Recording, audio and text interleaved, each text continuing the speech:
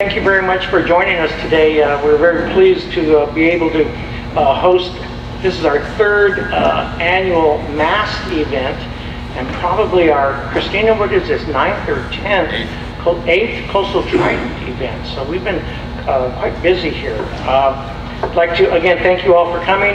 Recognize a couple of our customers here. I see Rhea Simmons here with Cool Carriers. Jamie, I saw you somewhere. There you are, Track Tide. And you'll probably be seeing many of our customers dropping in and out today. We are in operating port, and they're out there busy today. But we'll be hosting two ships in. We have a reefer ship right now unloading with Del Monte. And later on this morning will be a car ship, what we call Ro-Ro ship, arriving, roll-on, roll-off cargo. And later in the afternoon, time permitting, we will be able to take a few people outside, take a look around the port and see what's going on in terms of activity. We'd like to do a few housekeeping issues here. Cell phones, keep in mind when during presentations, etc., to put your cell phones on vibrate or silent mode. The facilities, ladies' room and the men's rooms are behind us on the left-hand side. And Wi-Fi, anybody wants to hook up into Wi-Fi today. The username is Mast, capital M, capital A, capital S, capital T, Mast. For the Wi-Fi, that's our username. And the password is Port Cargo, capital P, Port Cargo. But the A in cargo is at, the little at symbol. So capital P-O-R-T-C at RGO. So Port Cargo, that's for our Wi-Fi. I would like now to introduce our President of the Board of Harbor Commissioners, President Jess Herrera, who is completing his 5th term as a commissioner here with the port. He's our senior commissioner and 6th term. You haven't completed it yet, though, Jess. I'm not completing the 5th. Thank you very much. 6 terms with us. So Jess is a real mainstay. I remember listening to stories from Jess coming down to the port when he was a young man on his father's lap, who was a longshoreman here as well. So there's a lot of continuity in the port and what we do out here. Commissioner Herrera, President, call you forward, please.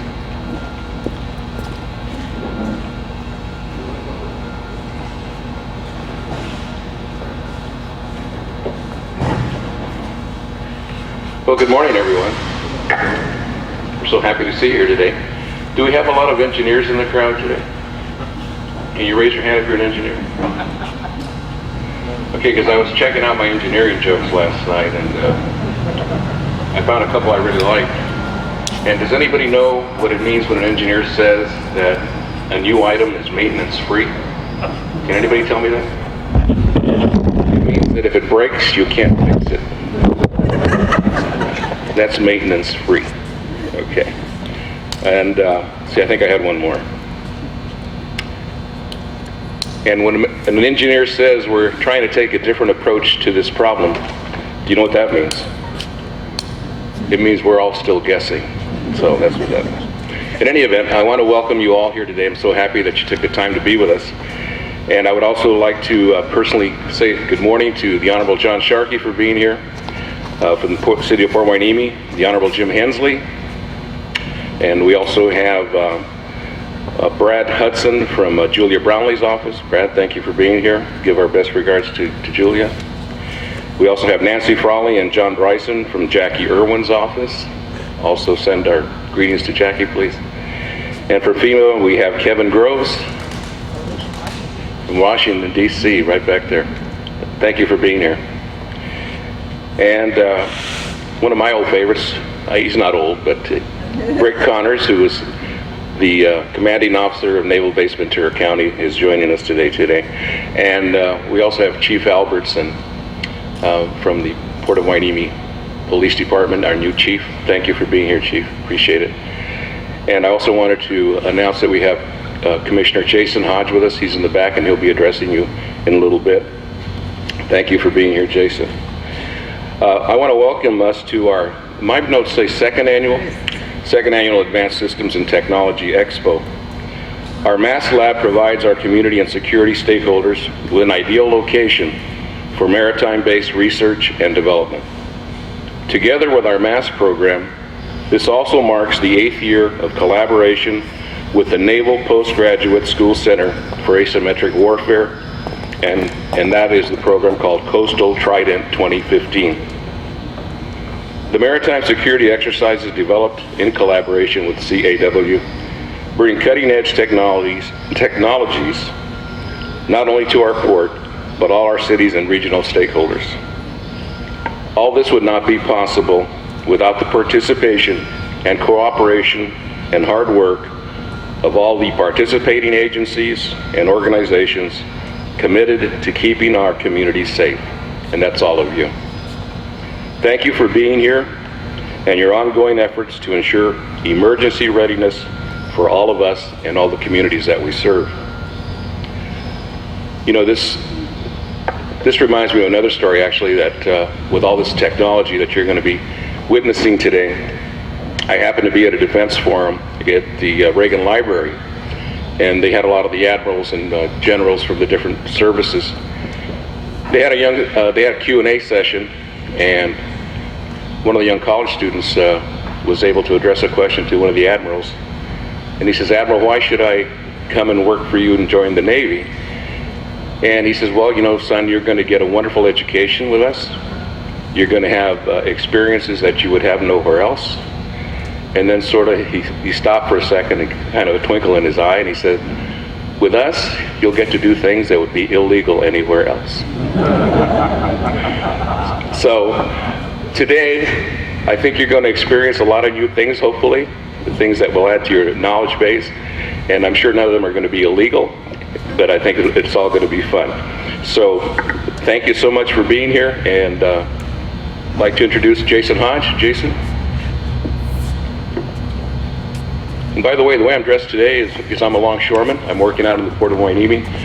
I'll be working on the auto vessel, and I'm the supercargo, which means I'm in charge of that vessel for today. And now, Jason Hodge. Thank you, Jason. Thank you, Jess. Thank you all for coming today. It's nice to see everybody and to see this shaping up into an event. One of the things that this came from, the way this all kind of started was about 5 years ago. We had a company call me on the phone and asked if we were interested in using their paint, and they had a really good backstory. They use recycled tires. Almost all their staff were people that had criminal records just out of jail. So it's a company that you want to try to help out, but frankly, we're pretty happy with what we were using. But they wanted to also kind of sell their product to a maritime environment. So I said, well, how about this? We have some capacity, we have some space. How about we just use it at a couple spots, and we'll check it. We'll do it over a couple months and then report back to you how it works. And that way, you know, we're giving a little bit back to a company who's trying to do good. The paint was horrible. Didn't work at all. But it kind of became this idea that we have this incredible resource, being a phenomenal, well-trained staff here. And we have this resource of a port, and then we have a lot of this technology in this area between Santa Barbara and now Cal State Channel Islands. You have this ability to grow that out. But we need more areas that are committed to that future and to that incubation of these ideas and that support staff. And then when Kristen came on, she really took the idea and ran with it and has done a phenomenal job to build it into the Mast and what we're seeing today.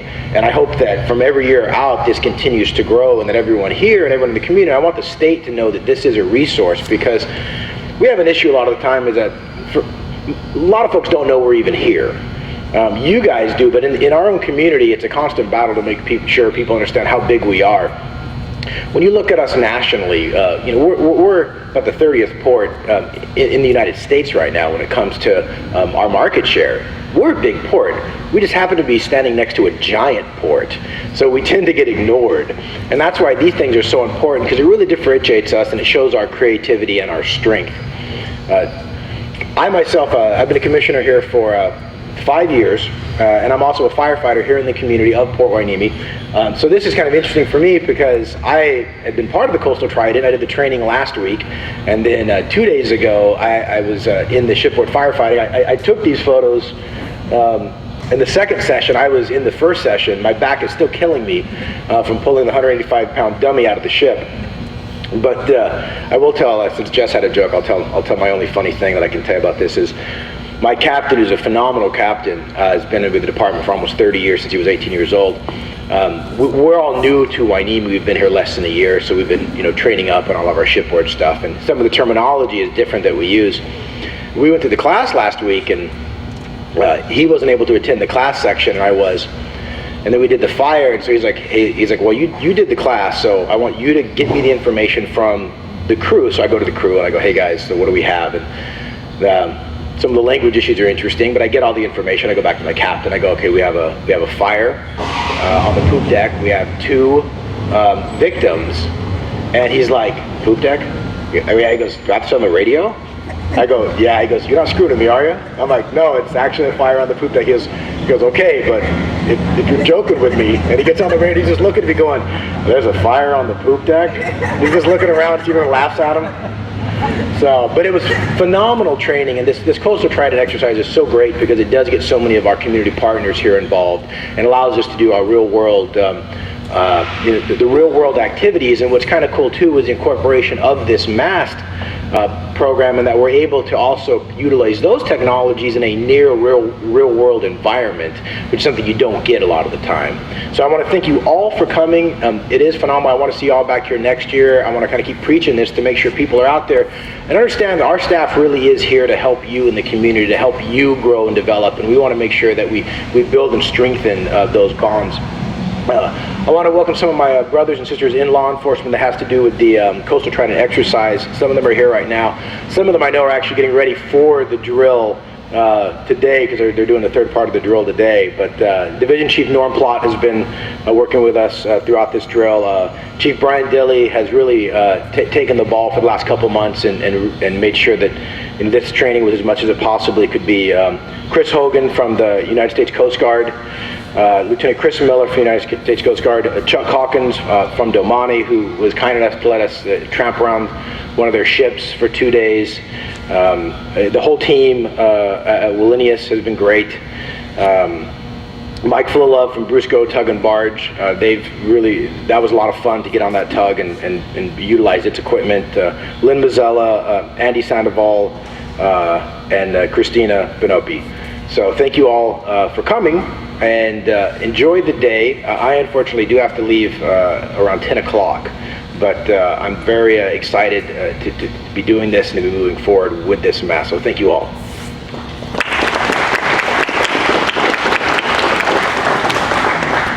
Thank you very much. Next person I'd like to introduce really perhaps needs no introduction, and that is our Executive Director, Kristen Dekas.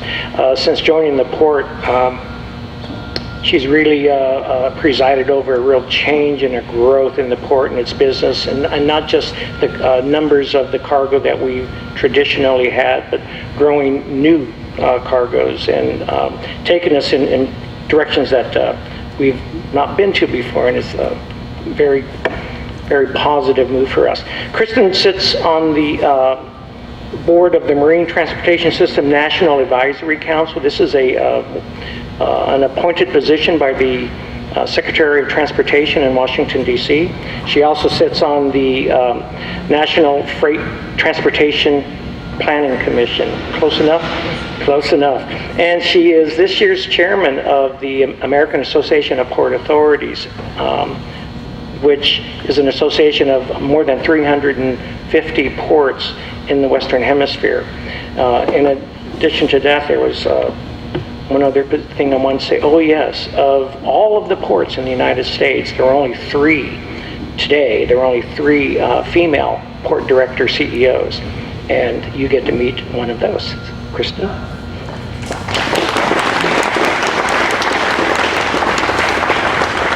Thank you. Well, I wasn't expecting that introduction. I think he wants a raise. We're in the middle of our budget season. So greetings, everybody. Welcome to Port of Hueneme. Really glad that you're all here. I just really wanted to start off commending the boots on the ground folks that really put this Mast program together this year. None other than our very own Christina Birdsley. Please wave your hand. She's going to be floating around all day. The brain behind this. Hats off to Christina for all her work. Our Chief Operation Officer, John Demers, I don't think he's in the room with us right now, but he'll be floating around, again, bringing vision and leadership to this program. Alan Jagger, and Scott Brewer, are you guys floating around somewhere? There, Alan will be working with us all day, again, brains behind the Mast concept on the parts of port security efforts and initiatives that we've been running here. Bill Simmons, also representing CAW, tremendous brain power to this project.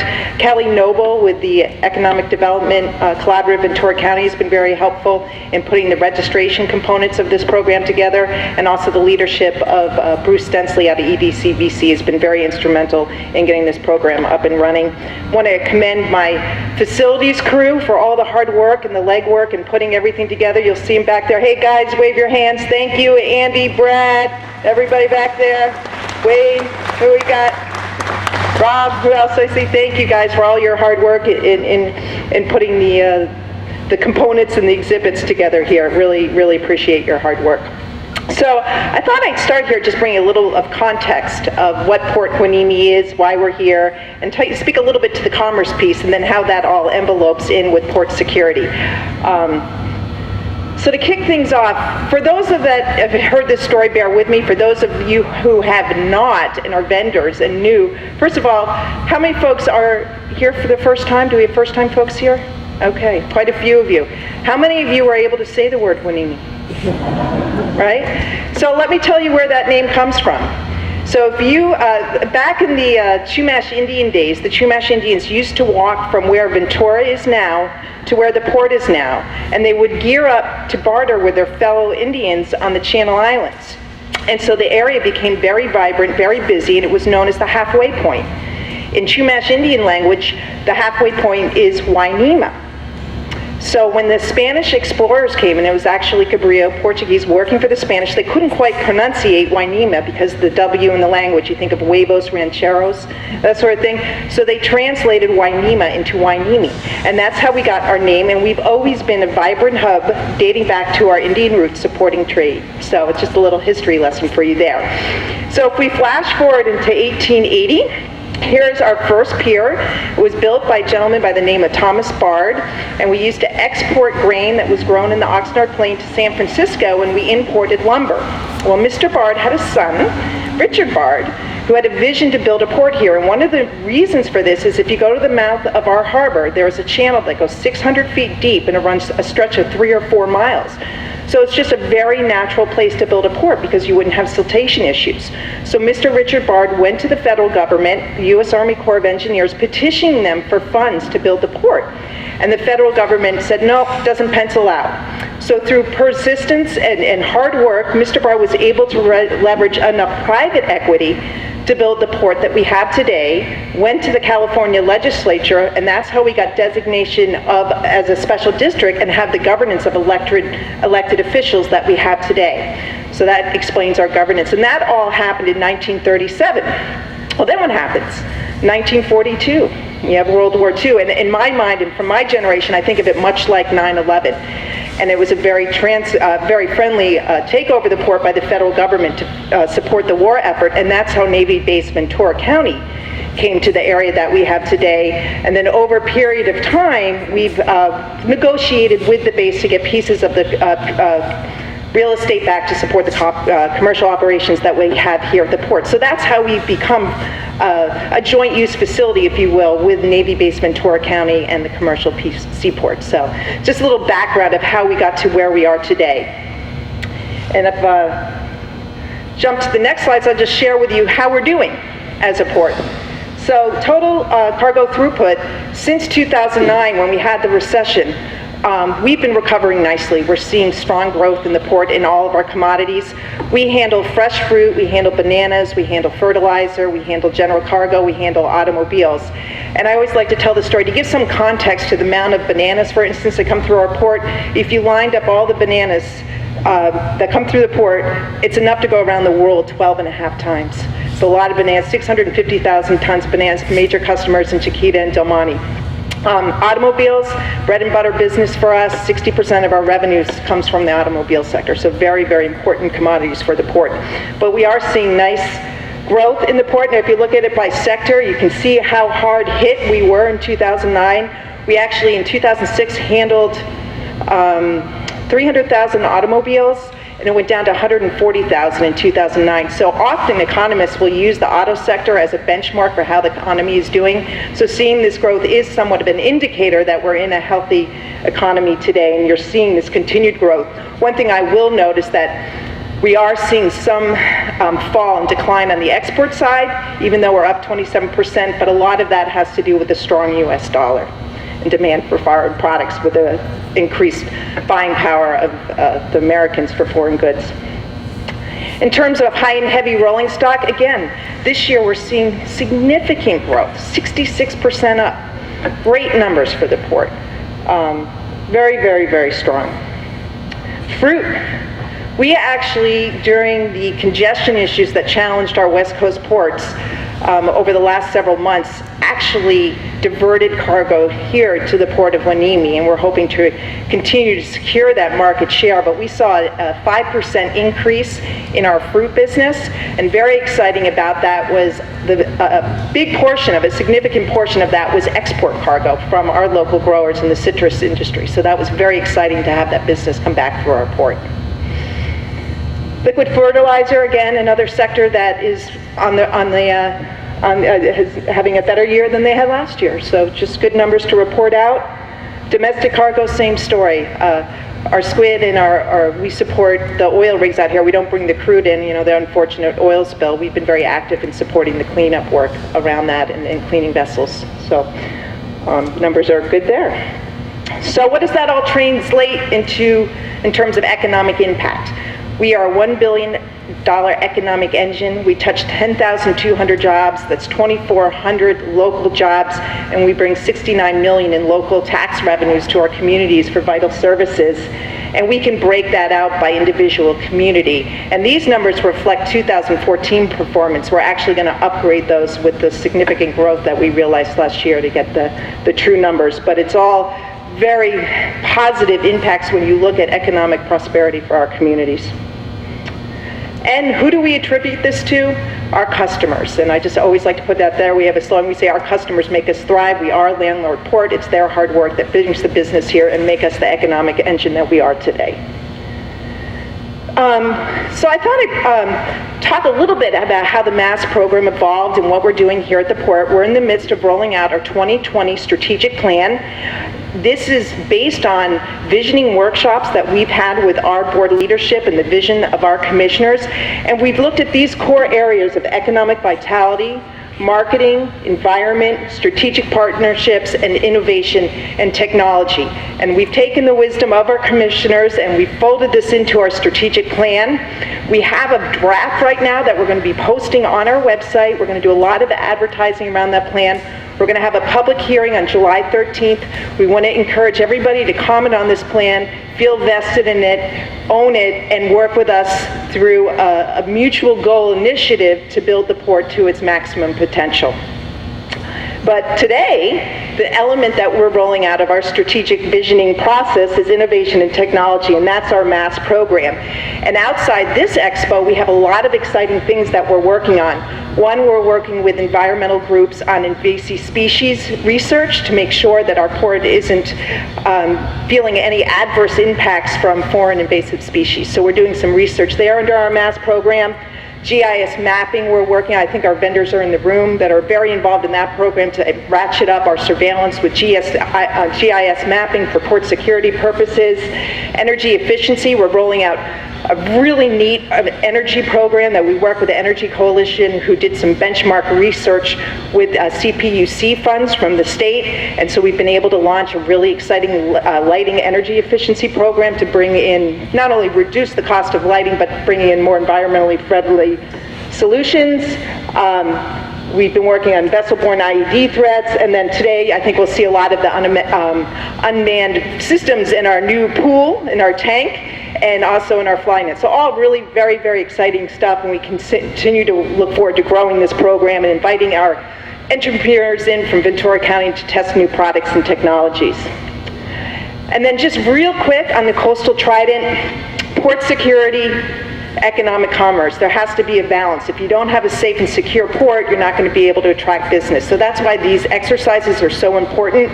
As we said, we are in our 8th year of Coastal Trident, and what's particularly important about this is the collaboration. We have, as Commissioner Hodge noted, so many jurisdictions here in terms of fire coverage, in terms of police coverage, sheriff coverage. It's so important to get all of these folks in the sandbox working together, learning how to communicate should there be some unwanted incident here. At least we're prepared, and it's really a great forum to do that network, building up that capacity and being very prepared for any kind of event that could cause harm to our port and beyond. So very, very important to us gearing up, and a great exercise program. And then it also boils down to our effectiveness and to be able to secure grant funding. Kevin Groves here with FEMA. We appreciate all the support that we've gotten from FEMA. We've gotten $7.6 million in grant funds from the federal government, and then we've got another $5 million in state funds to really build robust infrastructure here in all these categories. And we've been able to bring technologies and solutions for port security to our community partners, the Sheriff's Office of Ventura County, fire departments for Ventura County and Oxnard, the police department here in Port Hueneme. So it's a great way to share the benefits so that we can make sure we're geared up for any catastrophic event. Not that we're expecting one. But the slogan out there is we have to be prepared 100% of the time. We have to be right 100% of the time. They only have to be right once. So being diligent is very, very important. So with that, I just want to thank you again all for being here. Have a great day. Really looking forward to the exhibits, the presentations, and working with all of you today and into the future. Thank you.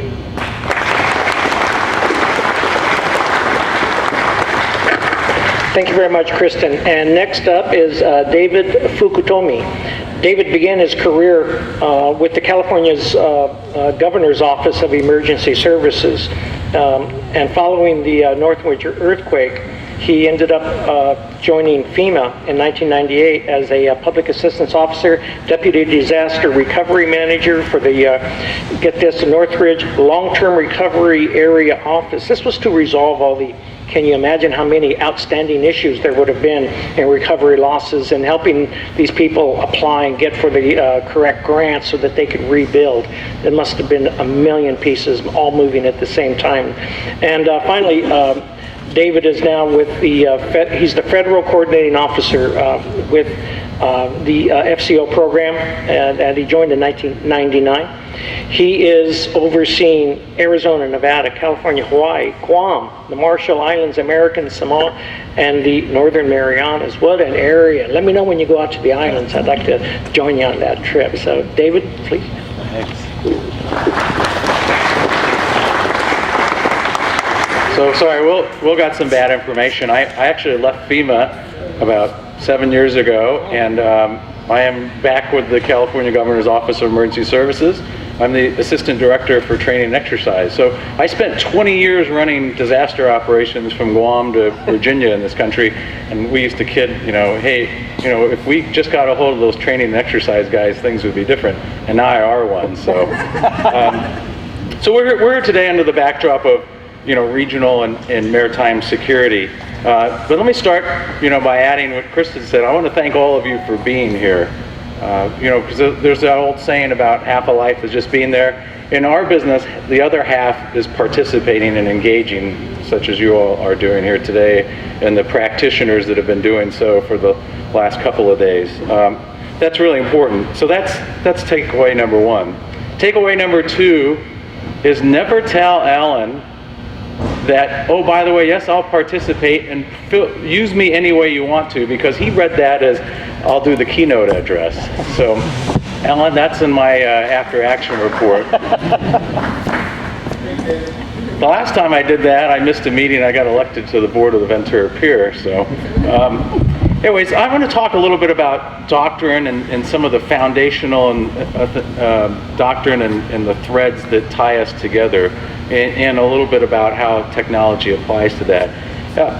In the post-Katrina world, particularly after 9/11, we saw adaptation of what we would call national doctrine. Now, this was based on the incident command system that the fire community had been using to manage large fires. The Coast Guard had adopted.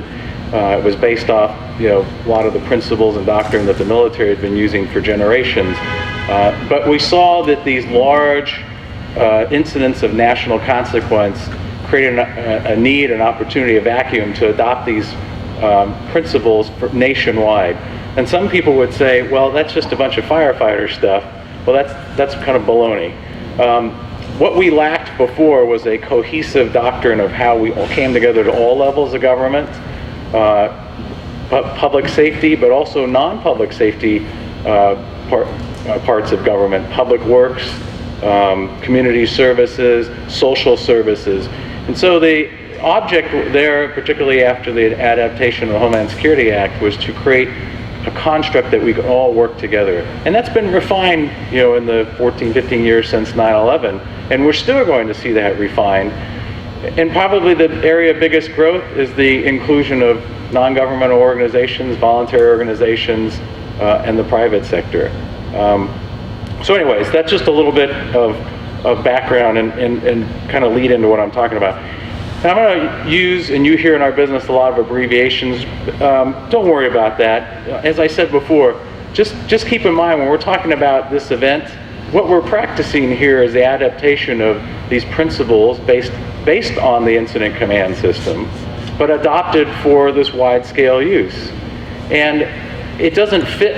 This isn't a one-size-fits-all doctrine. This is apply those principles to how you manage your part of the operation, and then to give everybody one common frame of reference how we're going to come together on the bad day. And as I mentioned before, what's unique about this is that although it was adopted, from the fire community and from the military, it really does apply, and it's ever evolving of how we integrate firefighters, law enforcement, voluntary organizations, and then increasingly learning how to leverage the capabilities of the private sector, which many of you represent. The other driver in this, of course, was the federal government provided billions of dollars in grants after 9/11 and said that if you want this grant money, you have to adopt all these principles. So that no doubt had an effect in promulgating this, but it also helped provide a lot of the tools necessary to implement this doctrine nationwide. So let me ask here, how many folks here are from voluntary agencies, right? Voluntary agency representatives? Okay, that's one. How about private sector? Okay, that's great.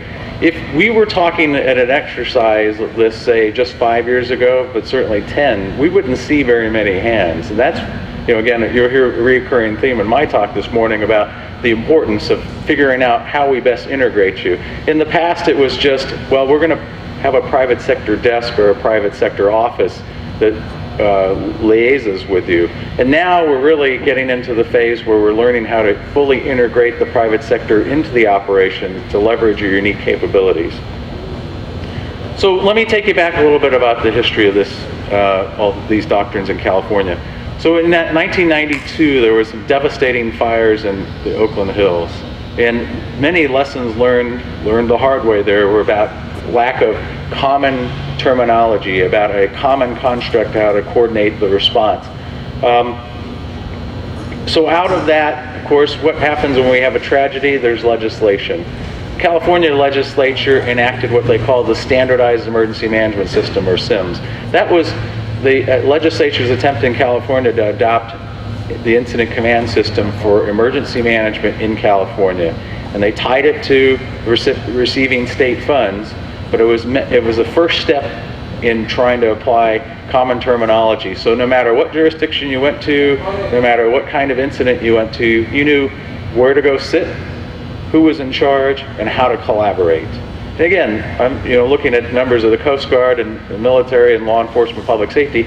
Many agencies had adopted these things before, but it was sort of slow, and the government side and larger parts of public agencies and public safety to kind of get on board with this. Now, these weren't really popular. Those of you that are around, say, in the 90s when SIMS was adopted in California, it wasn't really popular. Nobody came in and volunteered and said, hey, let's impose all these new set of rules on us, and oh, by the way, we're going to make it a condition of your funding. But over time, it became integrated and woven into our fabric, and many of the critics ended up, and are now, some of the greatest champions of this. We saw this again after 9/11. A few years after, there was adaptation of several constructs. One was the National Response Framework, or popularly referred to as the NRF, and that was basically sort of a framework, a map of how the nation can collaborate from the federal level down to the point of the spear, the incident level, where most of you are involved in, how we come together in times of an incident. And again, these weren't wildly popular concepts. Again, the arguments came up, well, we don't need to adopt what those firefighters are doing, and we don't need to adopt that military strategy. But again, over time, and with the requirement that if you accept federal dollars, you're going to have to practice these constructs, the NIMS, the National Incident Management System, the National Response Framework have been adopted. And I'll give you some examples of how we're using that today in a second. So this has been a kind of a road, like our parents told us, that sometimes we have to get you to do things for your own good, and you may not realize it at the time, but maybe you'll realize this later. So this is like what I practice with my 2-year-old daughter. I tell her that this is for her good, and she holds up her hand and says, no, Dada. Well, I'm hoping at some point she comes back to me in just one of these instances and says, you know what, Dada, you were probably right.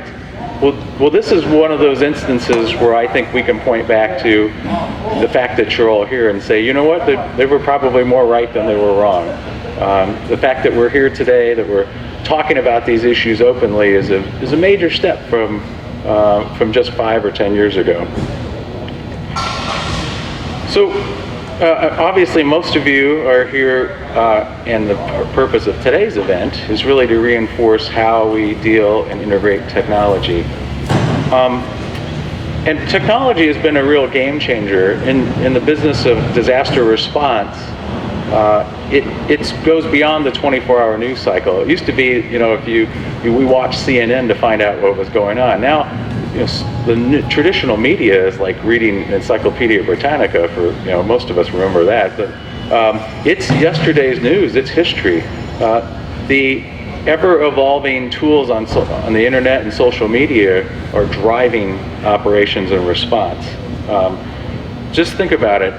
If you'd gone back to Hurricane Katrina and 9/11, would your perception or how we responded to that been different if GoPros were around, or smartphones, or Instagram, or even Facebook was more widely used, or you could name any of the other software programs or pieces of technology? How might that have changed your perception of the world and what was going on out there? We didn't have to deal with those things. Politics and the media were certainly a big factor, but having been in Louisiana as the storm was rolling in, Katrina was rolling in, the media was a huge influencer. It probably influenced at least 50% of what we were doing collectively as a government down in Louisiana. It would have been far worse and not much better if those tools were applied today. And I think back to December of 2002. I was a federal coordinating officer with FEMA. I was sent out in advance of this Category 5 typhoon, 225-mile-an-hour winds on Guam, super typhoon Pongsana. And back then, it hit Guam square on. It devastated Guam. It merited one line in USA Today. That was it in terms of the national media.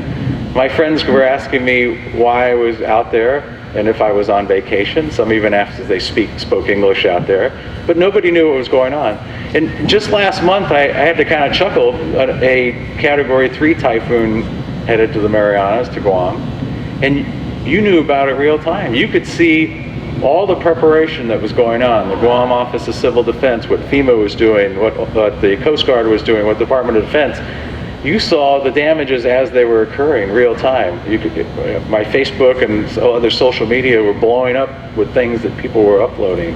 Yeah, that's, for me, having seen both of those in a little over 10 years, that was a tremendous evolution in terms of how we view events, and what technology has done has changed the game, really. So if you're still not convinced, and most of you probably in here are, that technology is a game changer, then you can go just about 40 miles up the coast here and you look at the oil spill. How many of you got news about that through social media? How many of you watched that? All right, so quite a few. 5 or 10 years ago, you probably were watching the news, CNN, Fox, ABC, NBC, to watch that. Now, the vast majority of folks are getting their information about that oil spill from social media. You were seeing tweets, and you were seeing Facebook stories about the injured animals and the impact of that before that story was known, before the impacts were fully understood. And in fact, a lot of that information was very valuable, I know, to the responders in terms of trying to understand the impacts and where this was going. The thing about technology to remember is that it's a great tool, but there are certain things it can't replace. It can't replace the interaction that we're having today. It can't replace proper planning. It can't replace proper training. And it can't replicate experience very well, but it can enhance all of those things. It's interesting to me that when to look at these technologies and a lot of the ones that are demonstrated out there, that just a few years ago, and for me growing up, that this was the stuff of dreams. And now what most of you are doing, you're producing things of reality. You're turning our dreams into reality. And in many cases, I would suspect that the root of the technology that was developed, the program or the tool that you have and you're demonstrating today and others are using, might have been intended for something else, but has now been adopted for use in our environment. And I think that's tremendous. And these sort of forums offer us the opportunity to test those things and see where else we might be able to apply them. In an exercise environment, it's important to remember that a lot of people think exercises are for training. That's common misbelief. Exercises are really about opportunities to test your plans, to test your training, to evaluate points of failure, to understand your weaknesses, and then give you a chance to get ahead and try to correct those things. There's no substitute for coming together and doing that. There's no substitute for the training leading up to that. And we need to be cognizant of the fact that we shouldn't be afraid to expose these weaknesses. That if our plans are inadequate in some way, that's okay. We need to be able to openly and honestly discuss those. If our procedures are inadequate, or maybe need to be adopted to some emerging technology that we're employing, that's okay. That's what an exercise is for. If our doctrine needs to be changed, any of those things that you have an opportunity to expose, the exercise is a good way to do that. And I know it's a real challenge because exercises like this, events like this, take a lot of horsepower, a lot of time. You heard people refer to all the work that goes into it, how many people. That's just the surface. Training takes even more time. But if we don't have that foundational training, we don't get as much as we can out of the exercises. And if we don't critically evaluate, if we don't look at our plans and procedures and ask the right questions in that environment, then we never get to improving how we're going to respond on a bad day. I mentioned, I've been talking a lot about national doctrine, and as I said before, the real growth has come in the areas of incorporating non-government organizations, voluntary organizations, and the private sector. I think, it's fair to say, and I'm sure many in government in general and public safety would agree, we didn't know how to integrate the private sector And we had darn few opportunities in the past to see technology employed and how we could use it. Yeah, sure, salespeople would come in and ask for a demonstration, but it's not the same as an environment like this where we have an opportunity to actually see how it can be employed in real time and to test its capabilities and maybe gain insight and knowledge about how we might use it in real life. So those are some areas where I think it's been a great benefit, particularly events like Coastal Trident that have really pushed the boundaries. That's not a straight exercise, that it's incorporated embrace technology. It's grown to include this Mast event, and it's been very inclusive in terms of who's participating in the exercise. A major challenge for us is going to continue down that path, is to determine appropriately how we can incorporate all of those organizations, how we can employ that technology appropriately. But the challenge on us as the responders is going to be that we have to make sure that we appropriately plan for not only responding to these exercises, but how we're going to use the technology. We have to train against those plans and with that technology, and we have to evaluate its use. Technology is great, but it hasn't replaced the face-to-face collaboration, the relationship building. It can't write a plan for you, and it can help you conduct, but you can't participate solely using technology. But technology can enhance all of those factors, and that's the balance, is figuring out, well, we can't just phone it in, we can't just do use social media interact. We still need to come together, and that's why these forums are so valuable. I didn't talk about resiliency, but Kristen mentioned this, and as a customer of the port, I'm involved in a citrus packing operation, so that's why I'm a customer of the port, and studying these maritime issues. Resiliency is a really important concept. So people look at this term resiliency, it's been around for a long time, it's kind of come into the forefront again. It's not only the ability to prepare, respond, and recover, but how soon can you recover? And we can see how vulnerable the economic engine that is the port is, really, both to economic downturn, but other factors. If the port can't bounce back quickly from an incident such as we're practicing this week or some other catastrophe, some of that business may not come back, right? And worse now, if you look at companies, they're evaluating what they think the ability of that piece of infrastructure, in this case of the port, is to be able to withstand that before they make a decision about whether to do business there in the first place. I know time after time there are companies and there are jurisdictions and there are organizations that come to us saying, hey, what do you think about, do they have an adequate plan? Why do you want to know that? Well, we want to know that we're going to be able to get back in business as quickly as possible. It's a huge consideration now because time is money, as always, and there's a lot of competition for business. It's business that might not come back if the port isn't resilient and the region's ability to respond isn't adequate, or it's business, as I mentioned, that may never come to the port at all, which would be a huge loss. And why is all this important? Well, selfishly, I was born and raised in Ventura County. I still live here. I mentioned I have a 2-year-old daughter. So it's really important to me that all the layers of not only government, public safety, and all the government services, the private sector and the voluntary agencies, it's really important that you work well together because that has an impact on me and my family. And many of the practitioners here, the public safety and the other representative government services, were born and raised in this county too. And the port is a sense of great pride for us here. So this is important to us not only because of our day jobs, but because it's part of our lives. Taking advantage of every opportunity we have is extremely important. We don't get very many of them.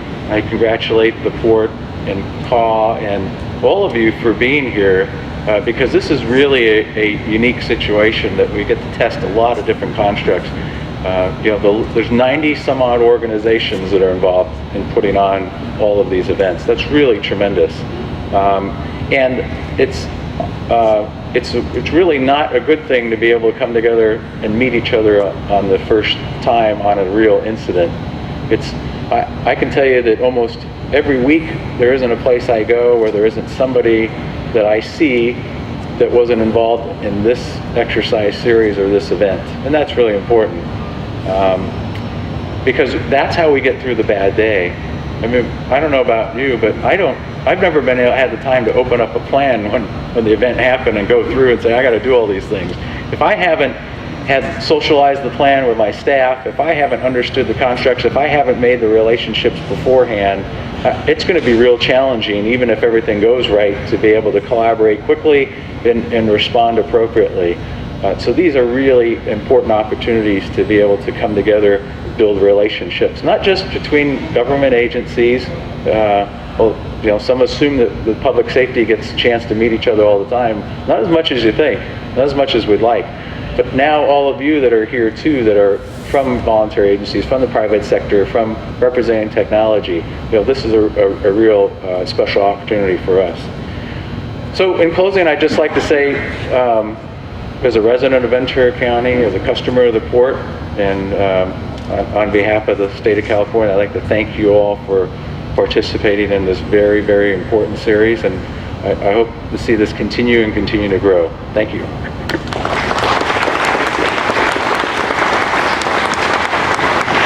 David, thank you very much.